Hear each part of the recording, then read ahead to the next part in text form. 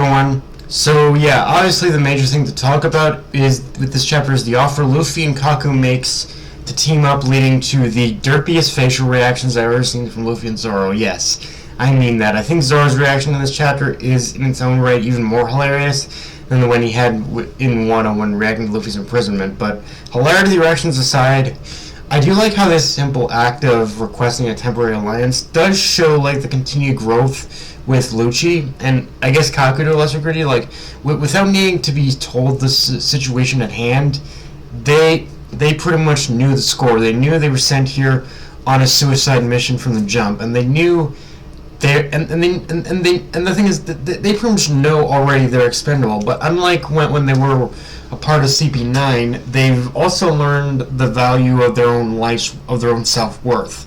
And even if that means forging a temporary alliance with pirates, then that's what they'll do. But even then, the most interesting thing about this setup to me is that if it was anyone else, I don't think Lucci and Kaku would have considered the alliance. I think they're only doing this. I think they're only embracing this option, like solely because it's Luffy, Zoro, and the Straw Hats, as they're probably like the only group of pirates that Lucci probably actually has grown to that Lucci and Kaku have actually grown to respect. Again, something that does show Lucci has grown, at least to the degree where he understands he can do more alive than dead, and how he's not as willing to conform to the government's whims of being a simple pawn on the chessboard as he used to. If the situation demands it, he will go against the government in his own way. He will say, okay, if that's the way we're playing this, I'm doing my own thing, kind of thing. So yeah, I do like it for that. As for the rest of the chapter, there's honestly not a whole lot to talk about, really.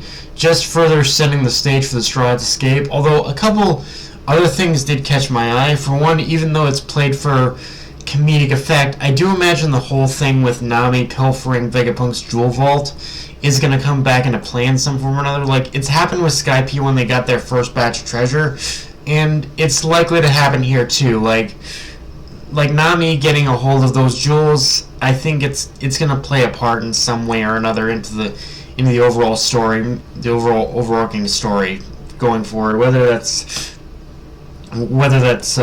in what way, I guess that's the bigger question. The other is we learned Vegapunk has been developing organoids, is what they're called, I believe, lab-made organs that would help modernize the world of medicine in this world. And yeah, that little tip in itself makes me think Chopper's going to learn a thing or two from Vegapunk once they manage to escape, because the whole organ thing is just too much of a good thing in terms of providing the next step for Chopper to improve as a doctor. It's just too much of a perfect setup for Oda it's just too much of a perfect setup that if Oda that doesn't do anything with it, it's gonna feel like a waste. Like we're at the point, at least for me, where Oda needs to give Chopper a moment of improvement in terms of his overall goal of becoming the greatest doctor, and it does feel like that's what this is setting up. I just hope Oda doesn't forget to pay off, but it does make me also think that Vegapunk is gonna make it might make it out of this alive in order to be kind of like a mentor to Chopper or something. Like, I don't think it's just gonna be like, yeah, here. I don't think it's just gonna be that thing of like, yeah, I'm here to escape, and yeah, so yeah, I think yeah, this overall does feel like a moment for Chopper where it's like, yeah, he's going to learn something from this. And yeah, other than that, the Seraphim are going on a full rampage now, which is definitely going to be an interesting showcase of just how prepared the Straw Hats are for what's ahead in terms of battling the Navy and government, because don't get me wrong, the Straw Hats have grown strong enough. The Straw Hats have grown, and they've grown even stronger ever since battling against Kaido. But the thing is, when it comes to fighting the government, that's the thing where it's still kind of on a questionable basis, I guess, in a way you could say, because even though they've grown strong to destroy regular pacifists and even to defeat some lower level Marines, I feel like with the Seraphim stack, I still feel like with the situation with the Seraphim right now, that's, as well as Kizaru is still in the way, this feels like Oda trying to set up another hurdle for them to overcome and to show that even though they defeated Kaido, are they capable of actually opposing the powers that the world government possesses? Like, don't get me wrong, Kaido was probably the pinnacle of strength, but when it comes to actually facing the resources, the overwhelming might of the government itself, that's still kind of the big question. Still big question in itself, and I think that's kind of what this setup is supposed to do, is to kind of see, are they capable of opposing those powers and those powers of the government and the Navy. Defeating the Seraphim is like the first real step towards confirming that.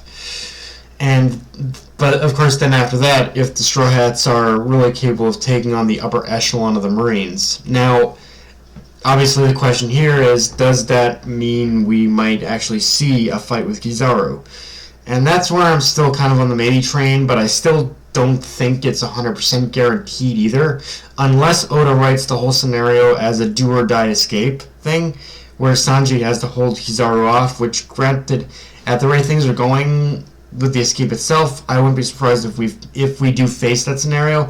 But even then, I think it might be just a simple sort of like...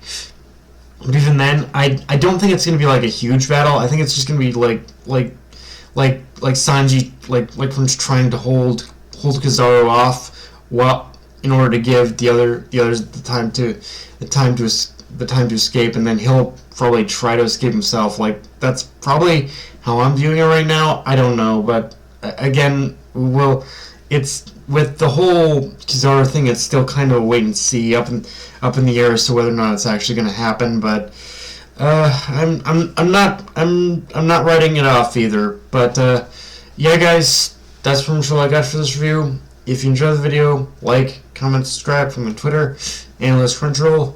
Be sure to notification bell, hit the subscribe button, and just share the video around, guys. Dark Knight of Me, signing off. Later, everyone.